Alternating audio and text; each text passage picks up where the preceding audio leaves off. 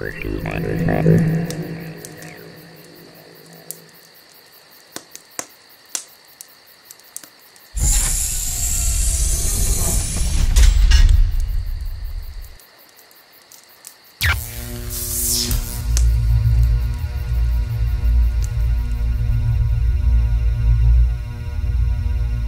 va retourner à Jean Parvulesco. Alors son héritage, ou plutôt d'abord le prophète.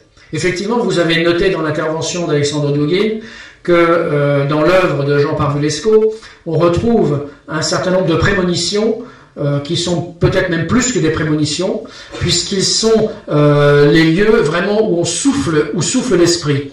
Alors, il faut savoir qu'il y a dans l'œuvre de Jean Parvulesco une sous-jacence chrétienne, mystique, extrêmement forte.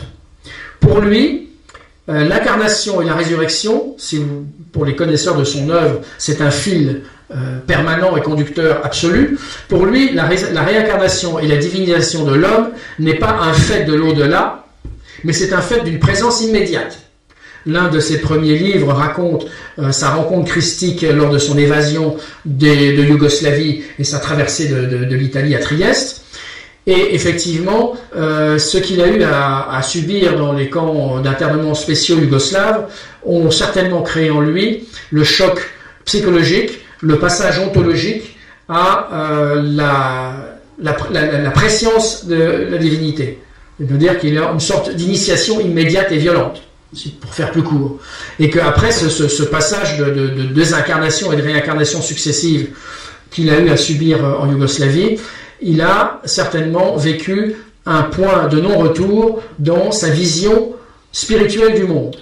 La vision politique qui vient ensuite n'est en fait qu'une expression contingente de cette vision spirituelle essentielle qui est centrée autour de la possibilité de la résurrection immédiate dans ce monde pour certains et aussi de la présence mariale immédiate et palpable. Présence immédiate et palpable qui est, quand je dis immédiate et palpable, elle est au détour d'un chemin, quelqu'un qui vous donne du pain. On n'est pas dans la métaphore. Et pour aller plus loin, le parcours politique pourra étonner, puisqu'on retrouvera Jean Parvulesco d'abord à l'OAS. Donc, on peut difficilement le soupçonner de philo-gaullisme. Après avoir combattu dans les unités spéciales des commandos Delta en OAS, à Madrid, dans l'OAS Métro, eh bien, effectivement, on s'étonnera de le retrouver quelques années plus tard à l'avant-garde du gaullisme le plus grand continental. Certains de ses amis d'époque ne lui en parleront pas d'ailleurs. Il est à noter un événement considérable qui est également très présent dans l'œuvre de Jean Parvulesco qui a eu lieu en Espagne dans les années 60, c'est la mort de sa première épouse. Ce choc total qu'il a considéré probablement à juste titre comme une attaque personnelle des forces du mal contre l'œuvre en cours, cette perte a été pour lui un deuxième moteur intégral de toute son œuvre. C'est-à-dire que le personnage de cette épouse disparue hante l'œuvre de Jean Parvulesco d'une façon lancinante et incroyablement puissante. Et c'est à la suite de cette perte que s'ouvre pour lui également, s'entr'ouvre la prescience de l'immédiateté d'une résurrection dans ce monde pour certains et de certaines personnes. Et tout cela, évidemment, de façon relativement voilée.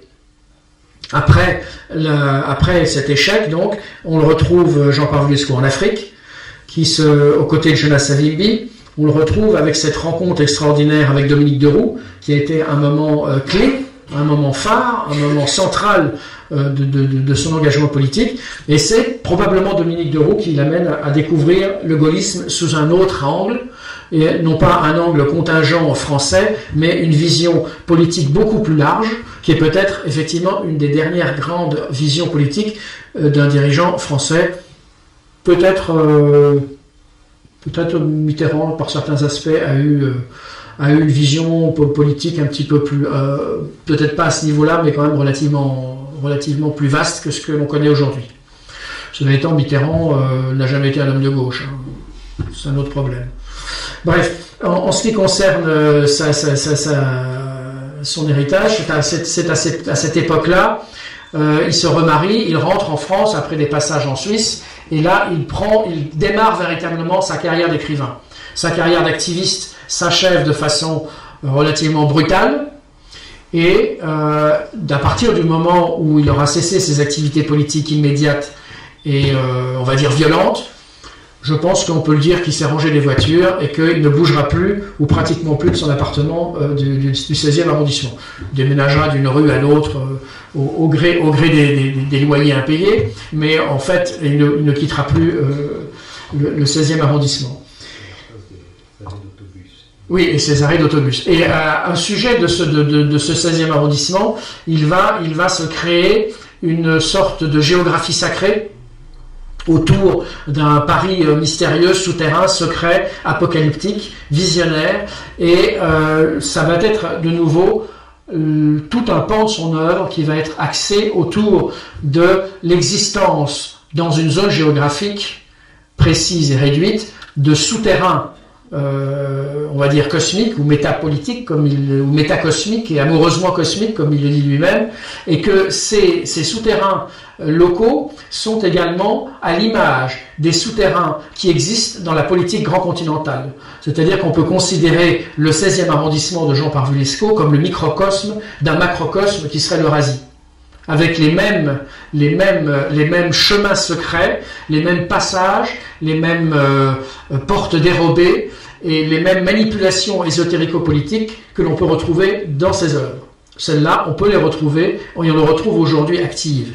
Et quand il dit que nous sommes à l'aube des grands temps, je pense qu'il a tout à fait raison, et je suis certain aussi que contrairement aux orthodoxes qui ont conservé cette vision des choses, l'Occident a oublié la force de la prière. C'est-à-dire, je pense, et mon père l'a très certainement beaucoup pratiqué, la prière est une arme de combat, au même titre qu'un cocktail Molotov.